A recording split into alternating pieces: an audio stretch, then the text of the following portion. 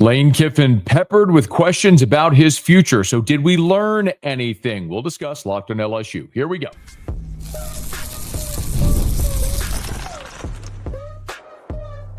You are Locked on LSU, your daily podcast on the LSU Tigers. Part of the Locked on Podcast Network, your team every day. Okay, let's get it. It is Locked on LSU, your team every day. I'm your host, Matt Moscona. Thanks so much for making this your first listen. We're free, available wherever you get podcasts, of course, on YouTube as well. So please subscribe. And as always, one of the fastest ways to help us grow is by leaving your comments below. So thank you sincerely for that. And thank you for helping make the Locked on Podcast Network the #1 sports podcast network in the world. Today's episode is brought to you by FanDuel. Right now, new customers can bet just $5. And if your bet wins, you'll get $300 in bonus bets to use across the app. So download the app today. Monday meant Lane Kiffin had to face the media for the first time since Friday's statement release by Ole Miss's athletic director. And this was the typical Monday press conference of a game week that every college football coach has. And for Ole Miss, it's an interesting one because it's leading into the Egg Bowl against Mississippi State on Friday. It also happens to be the Monday of what many are calling the biggest regular season game in the history of the Ole Miss program. And of course, for Lane Kiffin, all of the ambiguity about his future. Now, Lane Kiffin met with reporters, and I'll play for you some of the highlights, or they call it a highlight, low light clips, whatever you need to hear. But there was one clip in particular that might have dropped some clues about his future and how he's going about making the decision. I'll get to that in a smidge, but let me start by letting you hear what Lane Kiffin said and how the media asked. Now, he takes the podium and says very clearly at the beginning that he's only here to answer questions about the game this week, the Ole Miss Mississippi State game.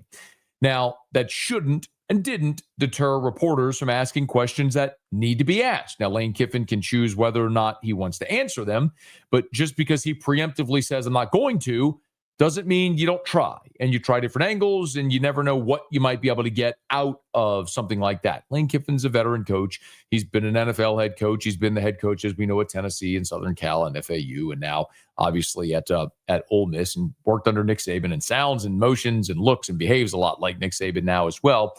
But what I've done here is I've included in all of these sound bites the question so that you can hear how the reporters phrased what they were asking. Because what you're going to notice here is that these reporters tried a lot of different tacts to try to get a response from Kiffin. For example, the first was kind of about a very direct question about the statement from Friday. Lane, Keith released a statement on Friday saying that you, him, and Chancellor Boyce had a meeting about your future. Are you able to elaborate on the nature of that meeting at all? Yeah, like I said at the beginning, very fair question, but we're not answering anything that doesn't have to do with the game and the team and the season. But fair question. I love that Lane Kiffin was so polite and said, fair question. Of course it's a fair question. It's a press conference where the media gets to ask questions of relevant people who are newsworthy and try to get answers to questions that are topical and of interest of people. And there's nothing of greater interest than what's going on with Lane Kiffin right now. So he starts off by saying, fair question, fair question. And that was specifically about the statement from Friday where Keith Carter said they'll have an announcement on Saturday after the Egg Bowl. Lane Kiffin was then asked about sort of his process and what guides a decision. You mentioned on Pat McAfee how you don't make decisions based on money. When you do make your decisions, what are the considerations for you then, especially when it comes to football decisions, right? Like, what are you thinking about? Yeah, very fair question, but I'm not going into it because, like I said at the beginning, I'm going to keep this to this team and in this game. Very fair question. He's trying to be polite, trying not to get too antsy. But that I think is one that Lane actually could have answered appropriately. Like, what are the things that you can say? If it's not money, what are the things you consider? Is it you want to win championships? Is it the best situation for your family? Is it where you live? Is it support of the administration? Is it NIL? Like, all of those things are things that he could answer that people like me would try to derive certain meanings from whatever he's saying, but he deflects that one as well. Another fair question. But the third question was the one where maybe Lane got a little testy. Give a listen. When Keith says expects a decision on Saturday, is that a decision that's been made, or is that still in consideration? Like, people are just curious about that. Yeah, so, I mean, you can just keep going. I'm not going to answer them, so that's 3 of them. You got another one?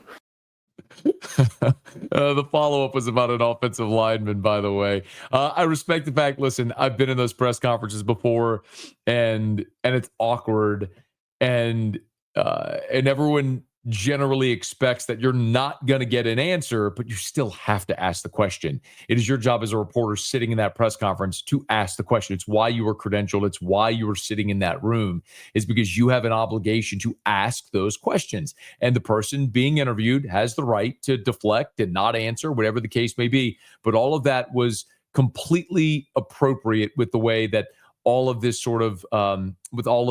transpired. So, for Lane Kiffin in this situation, obviously it's awkward. For what it's worth, he referenced Chancellor Boyce, and Chancellor Boyce, who's the Ole Miss chancellor, he was one of the 3 men in that meeting on Friday.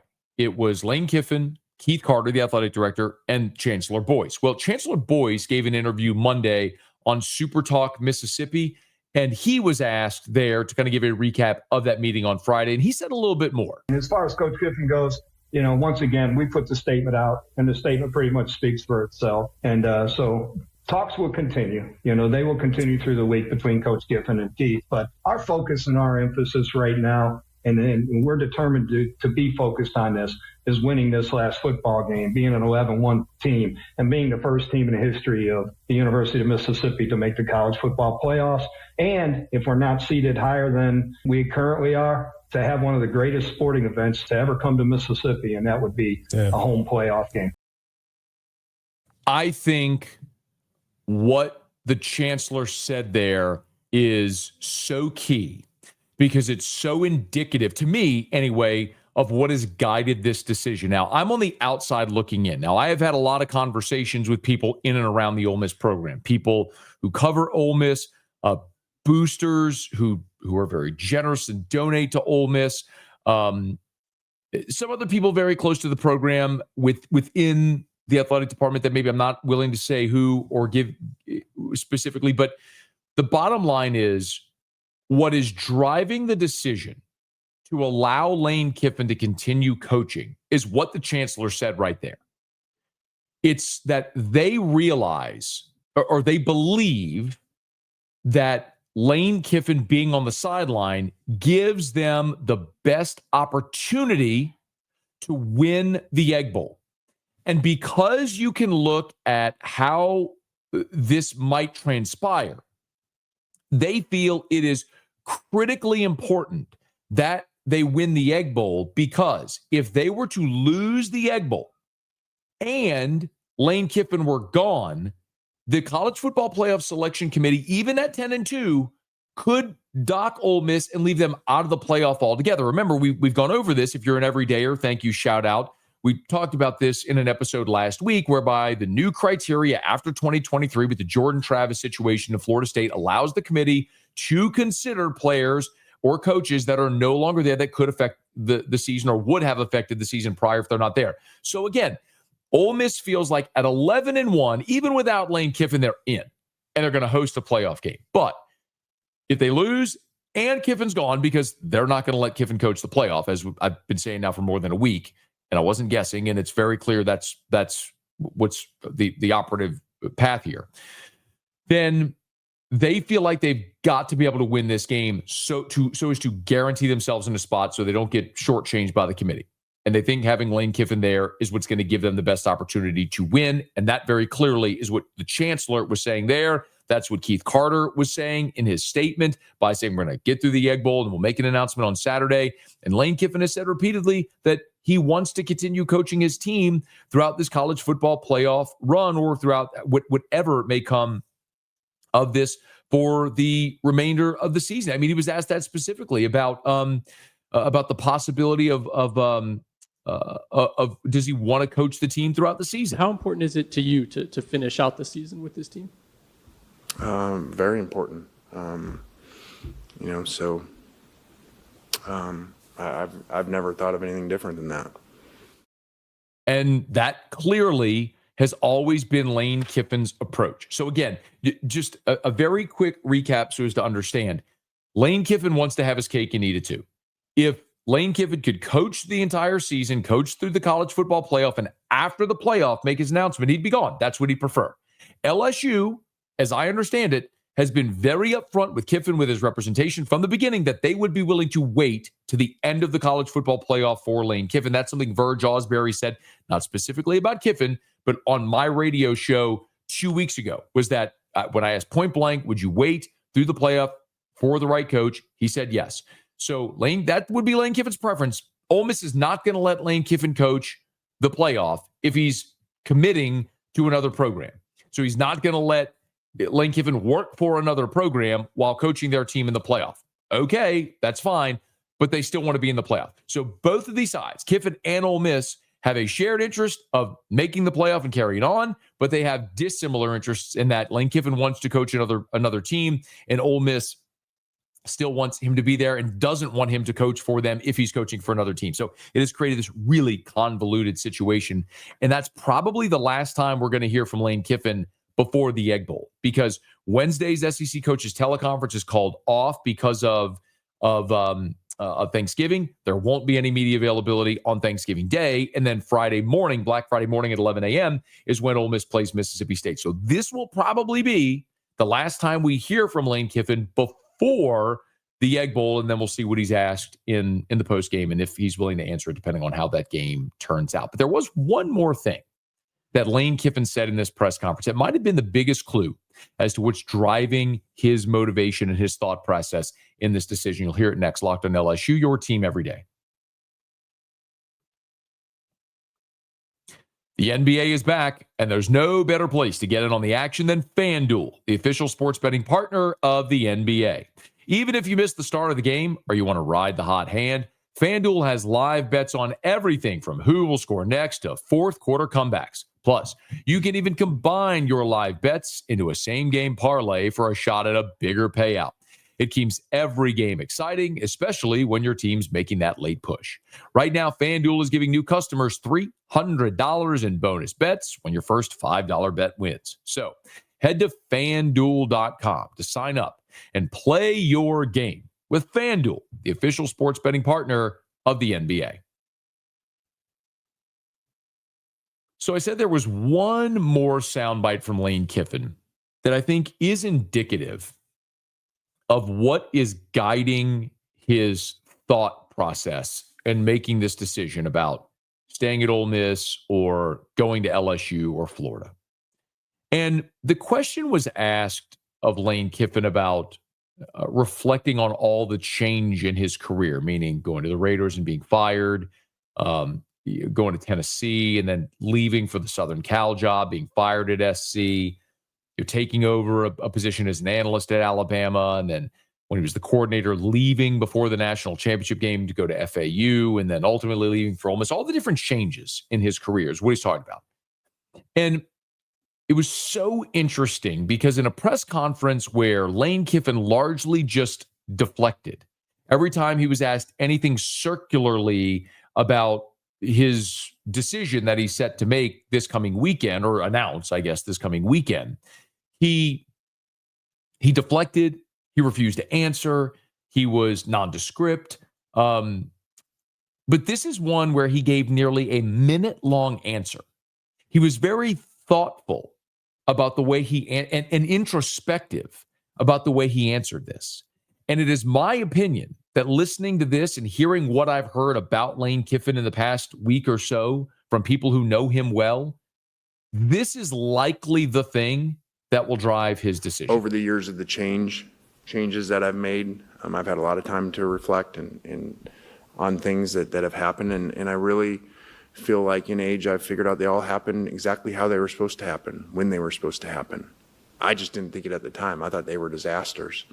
And they're just all part of my story. And, spoke at my dad's funeral when he passed, and I always wondered why we moved so much, like, because it was hard on us as kids and everything. And I realized that was just all part of his story, and all the people that came to the funeral or wrote notes from all the different places. I realized that was God's plan for him, to impact all those people and have all those relationships. And so I think all the stuff that happened how it was supposed to happen. Think about what he said there, and that may feel a bit Pollyanna, but there's been so much talk about what's going to guide Lane Kiffin's decision here, and you've heard it all by now. His wife being from Layla being from Gainesville, her dad playing for Florida. Could those family considerations move them to Gainesville? Where is Knox going to play high school football? He's in his second year at Oxford High. Could he play in Baton Rouge or in Gainesville, or does he stay in Oxford, or whatever the case may be? Is it championships? Is it NIL? Whatever. Is it the big stage? What are the things that are going to guide Lane Kiffin's decision? And I think that right there is the most telling thing that he said.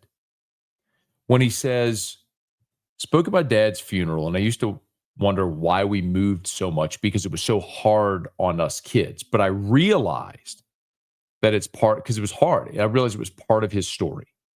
All the people that came to the funerals, all the people from all those different stops that wrote notes, all the lives that he impacted. Lane is justifying here his dad moving them around so much when he was young, admitting and acknowledging that when he was young, this was hard. It was a hard life to be the son of a coach. It's hard on a family when you're moving all the time. You're uprooting, you're starting a new school, new teammates, new friends, new culture, all that sort of stuff.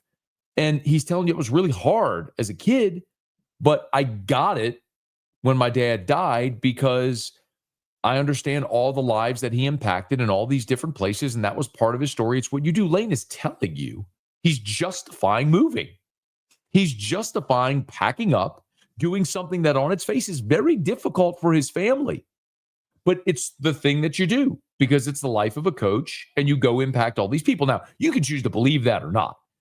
And I'm not here to judge that man, meaning Lane Kiffin, or his father, Monty, who of course is a legendary coach in his own right, or anything along those lines.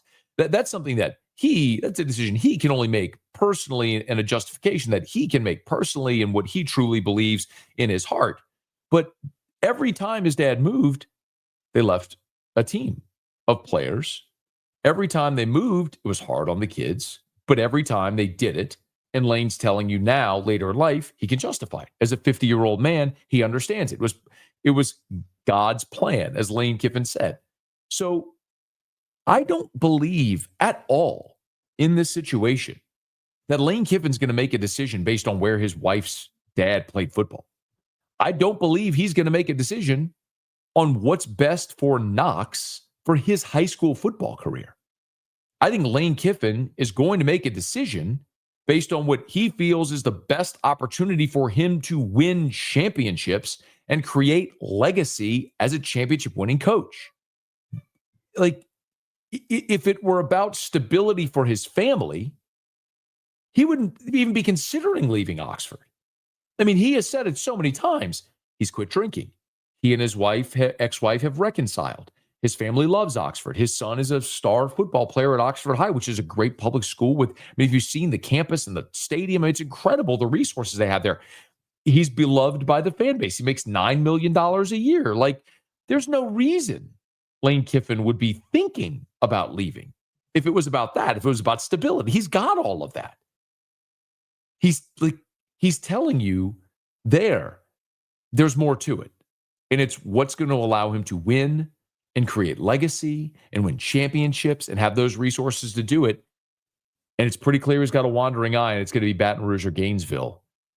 And as we've continued to say, it's also pretty clear the people that he trusts and respects the most in this profession are pushing him towards Baton Rouge, which is why I believe it will be LSU, barring something unforeseen between now and Saturday.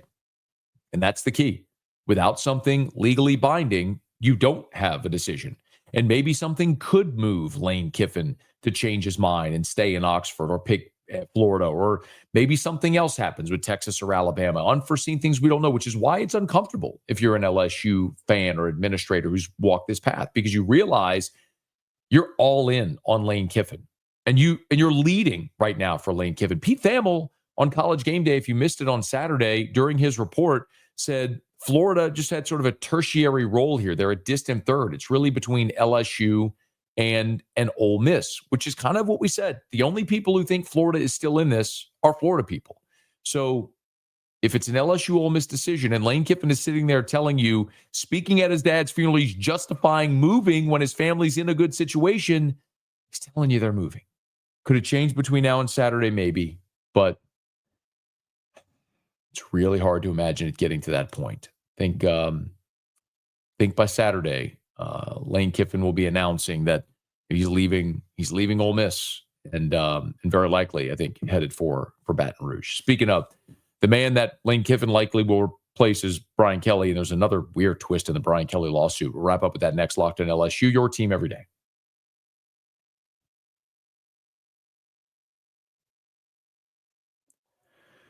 On Friday, the LSU Board of Supervisors held a meeting, an executive session, whereby they allowed new university system president, Dr. Wade Roos, to be able to formally terminate Brian Kelly's contract. And for all intents and purposes, we understand that they are firing him for cause. At least it would appear that way. With how we'll see if anything might change of that, but it appears that is the way that they are proceeding. Well, ESPN on Monday night, as if there wasn't enough with all of the Lane Kiffin stuff. ESPN has a report.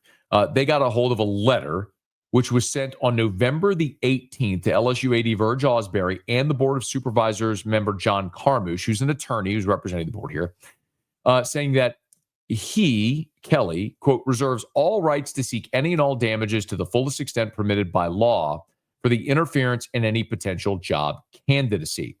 The letter obtained by ESPN went on to say, as you know, there's absolutely no basis to LSU's contrived position that Coach Kelly was not terminated or that cause existed for such termination.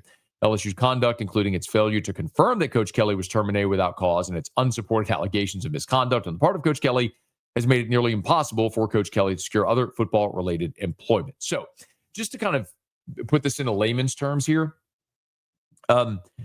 Brian Kelly's attorneys are saying that LSU dragging this thing out, saying that all the circus that we've seen, that that Woodward didn't actually have the autonomy to fire Kelly, so he wasn't really fired, and so now they're firing him for cause. All of the stuff that we've seen play out here over the last couple of weeks, what Kelly's attorneys are saying is that has prevented and made it nearly impossible for Brian Kelly to get a job.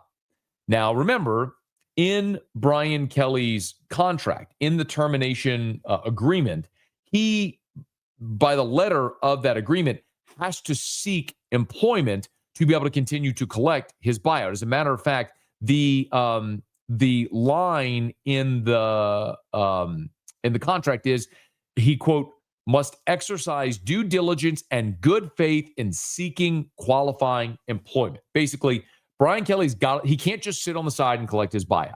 He has got to go try to get a job. And he may not want to get a job. He may just want to be done coaching and collect $54 million. But what they're saying is, by the letter of the law, by the letter of the contract, he's got to seek employment in order to collect his buyout. Well, Kelly's attorneys are saying, yeah, but your actions in how you've gone about this and claiming for cause and everything, you've made it impossible for anybody to hire him.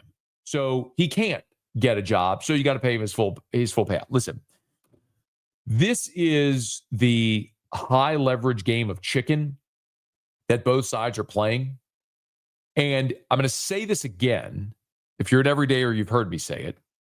But this whole charade that's happening right now is the result of LSU, how hard it is for LSU to swallow paying a $54 million buyout. That's the truth. LSU is not a poverty program.